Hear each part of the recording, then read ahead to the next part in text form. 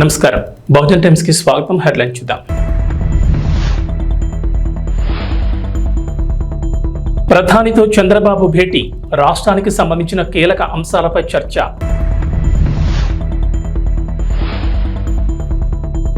AP ప్రజలకు చంద్రబాబు సర్కార్ good news, ఈ నెల 8 నుంచి ఉచిత ఇసుక విధానం అమలు.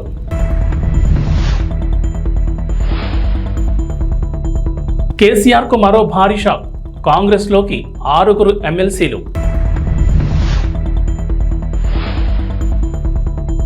తెలంగాణకు రెయిన్ అలర్ట్, ఈ నెల 7-8 తేదీల్లో పలు జిల్లాల్లో భారీ వర్షాలు. ఆంధ్రప్రదేశ్ ముఖ్యమంత్రి నారా చంద్రబాబు నాయుడు ఢిల్లీ పర్యటనలో బిజీగా గడిపారు. ప్రధాని నరేంద్ర మోడీ కేంద్ర మంత్రుల్ని కలిశారు. రాష్ట్రానికి సంబంధించి కీలక అంశాలను ప్రస్తావించారు. ప్రధాని మోడీతో భేటీలో ముఖ్యంగా 7 అంశాలపై చంద్రబాబు చర్చించారు. రాష్ట్రానికి స్వల్ప కాలానికి ఆర్థికంగా చేయూతనివ్వమని కోరారు. పోలవరం ప్రాజెక్టు నిర్మాణం పునఃప్రారంభానికి వెంటనే చర్యలు తీసుకోవాలని విన్నవించారు. రాజధాని అమరావతి ప్రాంతంలో ముఖ్యమైన మౌలిక వస్తువులు, ప్రభుత్వ భవనాల సముదాయం పూర్తికి సమగ్ర ఆర్థిక సాయం అందించాలని కోరారు. పారిశ్రామిక అభివృద్ధికి ప్రోత్సాహకాలు, రాష్ట్రాలకు మూలధనం వ్యయం అందించే ప్రత్యేక పథకం కింద ఆంధ్రప్రదేశ్కు అదనపు కేటాయింపులు జరిపి రోడ్లు, బ్రిడ్జిలు, సాగునీరు, తాగునీటి ప్రాజెక్టులు పూర్తయ్యేలా చూడాలన్నారు. చంద్రబాబు బుందేల్ఖండ్ ప్యాకేజ్ తరహాలో రాష్ట్రంలోని వెనుకబడిన ప్రాంతాలకు సాయం చేయాలని కోరారు. అలాగే దుగ్గరాజపట్నం పోర్ట్ పూర్తి చేసేలా రాష్ట్రానికి చేయూతను అందించాలన్నారు చంద్రబాబు. ప్రధానంగా రాష్ట్ర ఆర్థిక పరిస్థితి సరిగ్గా లేదని, వచ్చే ఆదాయం జీతాలు, పింఛన్లు, అప్పులు తీర్చడానికి కూడా సరిపోవడం లేదని కేంద్రం చేయూత ఇవ్వాలని కోరారు. మిగిలిన రాష్ట్ర సమస్యల్ని ప్రధాని దృష్టికి తీసుకెళ్లారు. ప్రధానంగా పోలవరం ప్రాజెక్టు, జలవనరులు, రోడ్లు, రాజధాని నిర్మాణాలను గత ప్రభుత్వం విస్మరించడంతో రాష్ట్రం తీవ్రంగా నష్టపోయిందన్నారు.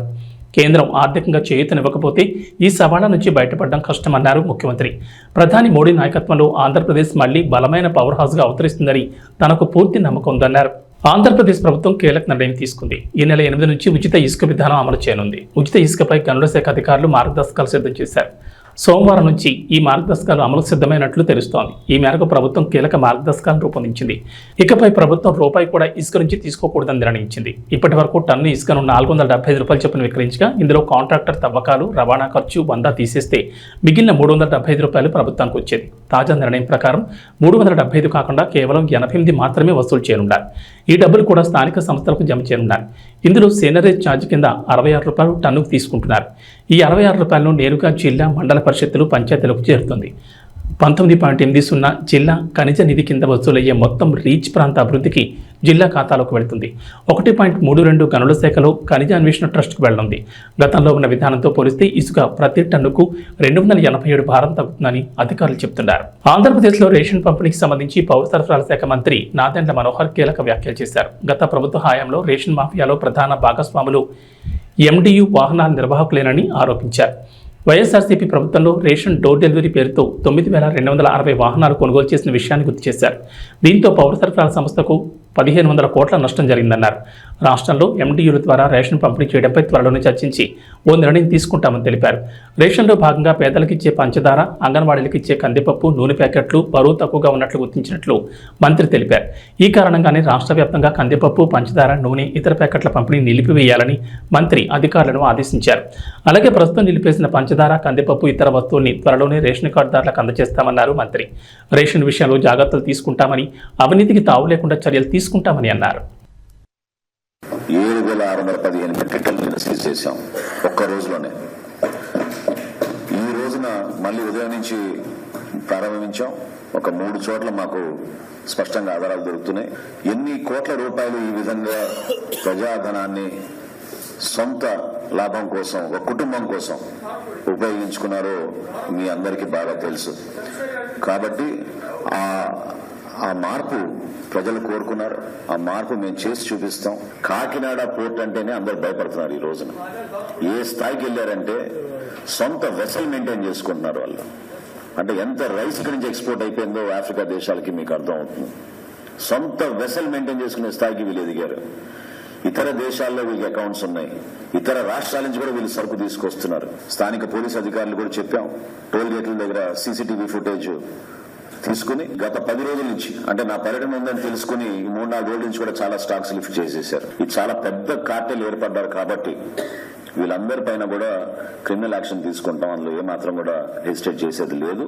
లావాన్ ఇంటర్నేషనల్, రెండోది అయ్యప్ప ఎక్స్పోర్ట్స్ అంటున్నారు. అది బీబో వాళ్ళు టేక్ ఓవర్ చేసి నడిపిస్తున్నారు. మూడోది విశ్వప్రియ ఎక్స్పోర్ట్స్, నాలుగోది సరళ ఫుడ్స్, ఐదోది సాటెక్స్ ఇండియా. ఈ విఎస్ రాజు గోడౌన్స్ లో మాకు మన ఏపీ సివిల్ సప్లైస్ కార్పొరేషన్ సంబంధించిన ఆధారాలు, అంటే ఈ స్టాక్ కి సంబంధించిన స్లిప్స్ అన్ని కూడా అక్కడ ఉన్నాయి. సరుకు లేదు కానీ అక్కడ గోడౌన్ లో మాకు దొరికినాయి కాబట్టి టాలీ చేసి చూస్తే 2023-24 సంబంధించిన సరుకుగా దాన్ని నిర్ధారించాం. కాబట్టి వాళ్ళపైన కూడా కేసులు పెట్టి ముందుకెళ్తున్నాం. కొంతమంది చాలా పెద్దవాళ్ళు మాకు అన్ని విధాలుగా సపోర్ట్ ఉందని అనుకుంటున్నారు. ఐఎమ్ సారీ, ఇన్ని రోజులు మీరు చేశారు, ఇప్పుడు మాత్రం జరగదు. ఖచ్చితంగా యాక్షన్ తీసుకుంటాం. మాకున్న గోడౌన్స్ కానివ్వండి, ప్రైవేట్ గా తీసుకున్న గోడౌన్స్ లో కానివ్వండి, ఎక్కడ అవకతవకలు జరుగుతున్నాయో, ఏ విధంగా రవాణా జరుగుతుందో, వీటన్నిటిపైన కూడా డెఫినెట్ గా ప్రతి జిల్లాలో కూడా ఈ విధంగానే సమీక్షా సమావేశాలు ఏర్పాటు చేసుకుని కొన్ని చర్యలు తీసుకుంటాం. ఎందుకంటే ఇక్కడ ఒక మాఫియా ఏర్పడింది, వ్యవస్థీకృత మాఫియా, మామూలుగా లేదు. సామాన్యుడి పొట్టగొట్టి 39 రూపాయలు పర్ కిలో బియ్యం మీకు సరఫరా మేము కొని మీకు ఇస్తుంటే రూపాయికి 8 రూపాయలకి 10 రూపాయలకి ఈ దళారులు వచ్చి ఈ మాఫియా ఏర్పాటు చేసి ఒక కార్టెల్ గా వీరు ఏర్పడి కాకినాడ పోర్టుని అడ్డగా మార్చుకుని రాష్ట్ర వ్యాప్తంగా ఇక్కడ తీసుకొచ్చి ఇది ఒక భారీ దందాకి వీళ్ళు పాల్గొన్నారు. మాజీ ముఖ్యమంత్రి భారత రాష్ట్ర సమితి అధినేత కె చంద్రశేఖరరావుకు వర్ష షాకులు తగ్గుతున్నాయి. గత ఏడాది జరిగిన అసెంబ్లీ ఎన్నికల్లో ఓటమితో డేలాపడ్డ కేసీఆర్ కు నేతలు ఒక్కొక్కరుగా పార్టీని వీడుతున్నారు. కాంగ్రెస్ ఆపరేషన్ ఆకర్ష్ కు బీఆర్ఎస్ విలువలాడుతోంది. కాంగ్రెస్ లోకి బీఆర్ఎస్ వలసల పరంపర కొనసాగుతోంది. తాజాగా బీఆర్ఎస్ కు చెందిన 6 ఎమ్మెల్సీలు కాంగ్రెస్ లో చేరారు. ఎమ్మెల్సీలు భానుప్రసాద్, బస్వరాజ్ సారయ్య, దండే విఠల్, ఎంఎస్ ప్రభాకర్, ఎగ్గె మల్లేశం, బుగ్గారపు దయానంద్ కాంగ్రెస్ కండువాలు కప్పుకున్నారు. ఢిల్లీ పర్యటన ముగించుకుని ముఖ్యమంత్రి రేవంత్ రెడ్డి రాష్ట్రానికి రాగానే అర్ధరాత్రి ఆయన నివాసంలో వారంతా కాంగ్రెస్ పార్టీలో చేరడం గమనార్హం. ఈ కార్యక్రమంలో కాంగ్రెస్ వ్యవహారాల ఇన్ఛార్జ్ దీపాదాస్ మున్షి పాల్గొన్నారు. Dande Vittal Adilabad local body, Bhanuprasad Karimnagar local body, MS Prabhakar Rangareddy జిల్లా local body, Boggavarapu Dayanand governor quota, Egge Mallesham MLA quota, Baswaraj Saraiah governor కోటాలో ఎమ్మెల్సీలుగా ఎన్నికయ్యారు. శుక్రవారం అమావాస్య కావడంతో గురువారం రాత్రి వీడు కాంగ్రెస్ పార్టీలో చేరినట్టు తెలుస్తోంది. వీరి చేరికతో మండలంలో కాంగ్రెస్ బలం 12కు చేరింది. తెలంగాణ రాజకీయాల్లో ఆసక్తికర పరిణామాలు చోటు చేసుకుంటున్నాయి. బీఆర్ఎస్ పార్టీలోని కీలక నేతలు వరుసగా కాంగ్రెస్ పార్టీలోకి చేరిపోతున్నారు. ఈ క్రమంలోనే బీఆర్ఎస్ పార్టీలో కీలక నేతగా వ్యవహరించిన సీనియర్ నేత కె కేశవరావు ఆ పార్టీకి గత కొంతకాలంగా దూరంగా ఉండగా నిన్న ఢిల్లీలో అధికారికంగా పార్టీ జాతీయ అధ్యక్షుడు మల్లికార్జున ఖర్గే సమక్షంలో కాంగ్రెస్ తీర్థం పుచ్చుకున్నారు. దీంతో 10 ఏళ్ల తర్వాత కేకే మళ్లీ తన సొంత గూటికి చేరుకున్నట్లయింది. ఈ క్రమంలోనే కేకే తన రాజ్యసభ సభ్యత్వానికి కూడా రాజీనామా చేశారు. ఈ మేరకు తన రాజీనామా లేఖను Rajya Sabha chairman, vice president Jagdeep ధన్ఖడ్కు అందించారు. అయితే రాజకీయాల్లో సీనియర్గా ఎంతో అనుభవం ఉండగా బీఆర్ఎస్ పార్టీలోనూ కేసీఆర్ 10 ఏళ్ల ప్రభుత్వంలోనూ కీలకంగా వ్యవహరించారు. ప్రభుత్వం ఏ నిర్ణయం తీసుకున్నా అందులో కేకే సలహాలు, సూచనలు ఖచ్చితంగా ఉండేవి. అలాంటి వ్యక్తి కాంగ్రెస్ పార్టీలోకి రావడంతో అధికారంలో ఉన్న రేవంత్ రెడ్డి సర్కార్ ఆయనకు సముచిత స్థానం కల్పించాలని యోచిస్తోంది. ఆయనకున్న రాజకీయ పాలనాపరమైన అనుభవాలను వినియోగించుకునేందుకు గాను ప్రభుత్వ సలహాదారుగా నియమించాలని రేవంత్ రెడ్డి సర్కార్ యోచిస్తున్నట్టు తెలుస్తోంది. ఈ మేరకు అధికారికంగా ప్రకటన వెలువడాల్సింది. ఎన్నికలప్పుడు మాత్రమే రాజకీయాలని, ఆ తర్వాత పార్టీలకు అతీతంగా అభివృద్ధి కోసం పనిచేస్తామని, కేంద్రంతో సత్సంబంధాలు కొనసాగించాలనేదే తమ ఉద్దేశం అంటూ సీఎం రేవంత్ రెడ్డి తెలిపారు. సీఎం రేవంత్ రెడ్డితో పాటు డిప్యూటీ సీఎం మల్లు భట్టి విక్రమార్క తదితరులు ఢిల్లీ పర్యటనలో ఉన్నారు. ఈ పర్యటనలో భాగంగా ప్రధానమంత్రి నరేంద్ర మోడీ, హోంశాఖ మంత్రి అమిత్ షా తదితర మంత్రులతో భేటీ అయ్యారు. తెలంగాణ రాష్ట్ర ప్రయోజనం దృష్టిలో ఉంచుకుని విభజన చట్టంలోని పలు అపరిష్కృత సమస్యలను వెంటనే పరిష్కరించేందుకు చొరవ చూపాలని, విభజన హామీలను త్వరగా నెరవేర్చడమే కాకుండా రాష్ట్రానికి రావాల్సిన నిధులను వెంటనే విడుదల చేయాలని రేవంత్ రెడ్డి బృందం కేంద్రానికి విజ్ఞప్తులు చేసింది. ఈ మేరకు మోడీకి, అమిత్ షాకి పలు వినతి పత్రాలు సమర్పించింది. కేంద్ర పెద్దలతో భేటీ అనంతరం మీడియాకు రేవంత్ రెడ్డి బృందం సమావేశం ఏర్పాటు చేసింది. సమావేశాలకు సంబంధించిన వివరాలు మీడియాకు వివరించారు. రాష్ట్ర అభివృద్ధితో పాటు విభజన చట్టంలో ఉన్న అంశాలపై ప్రధానమంత్రి నరేంద్ర మోడీతో పాటు కేంద్ర హోంశాఖ మంత్రి అమిత్ షాను కలిసినట్లు రేవంత్ రెడ్డి తెలిపారు. అనంతరం భేటీలో కేంద్రానికి చేసిన విజ్ఞప్తులను, వివరాలను డిప్యూటీ సీఎం భట్టి విక్రమార్క మీడియాకు వివరించారు.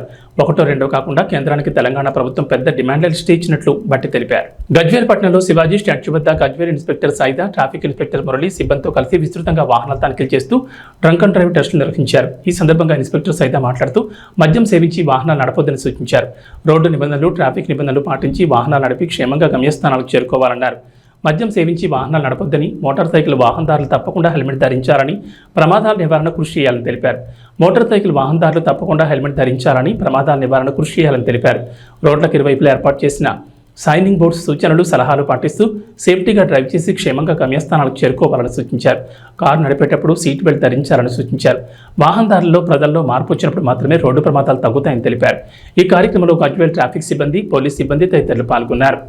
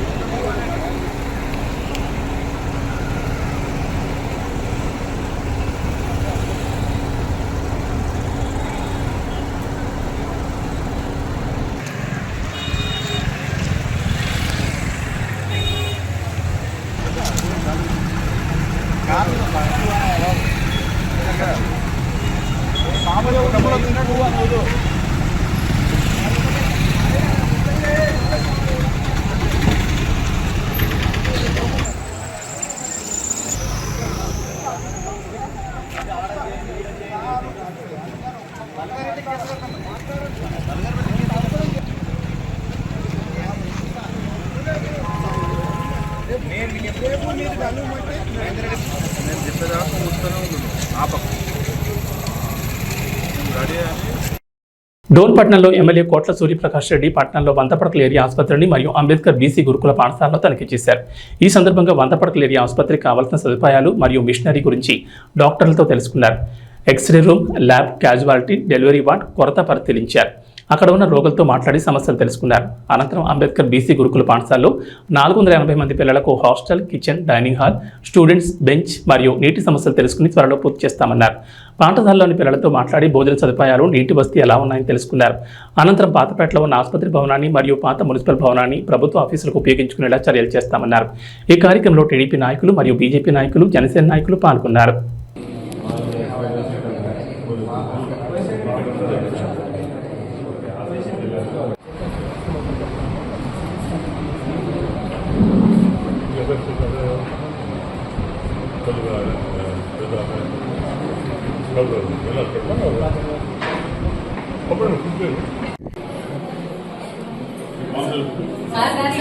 పచ్చడి ఇస్తాం సార్, ఒకసారి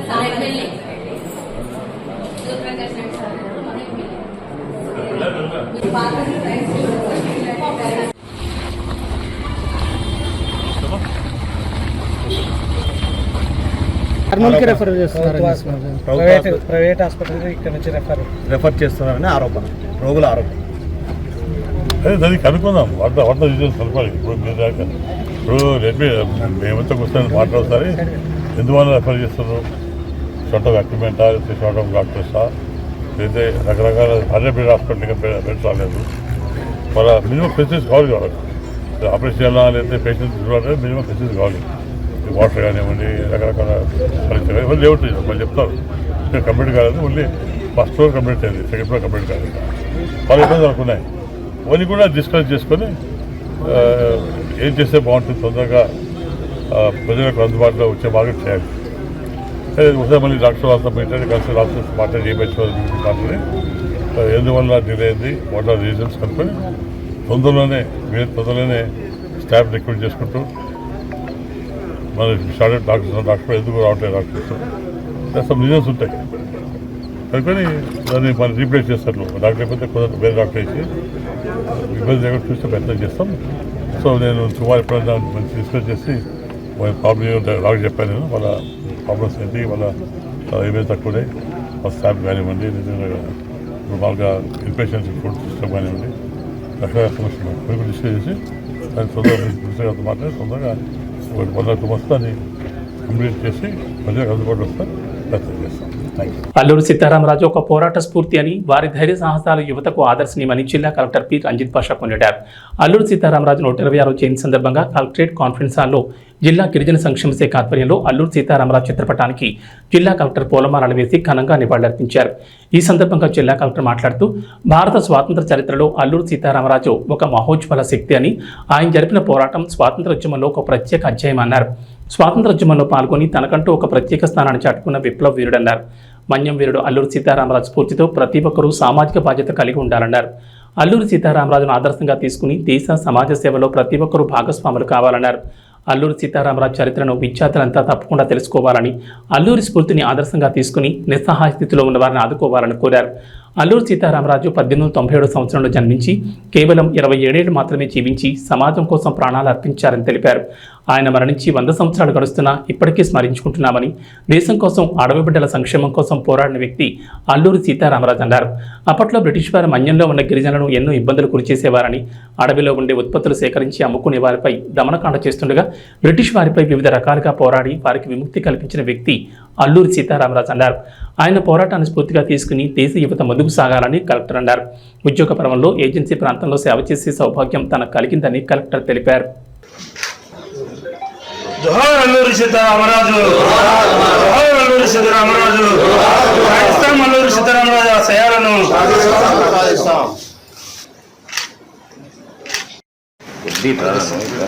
ఒక ఫోటో అల్లూరి సీతారామరాజు గారి జయంతి జరుపుకుంటున్నాం. రోజు 1997లో ఇదే రోజు ఆయన జన్మించడం జరిగింది.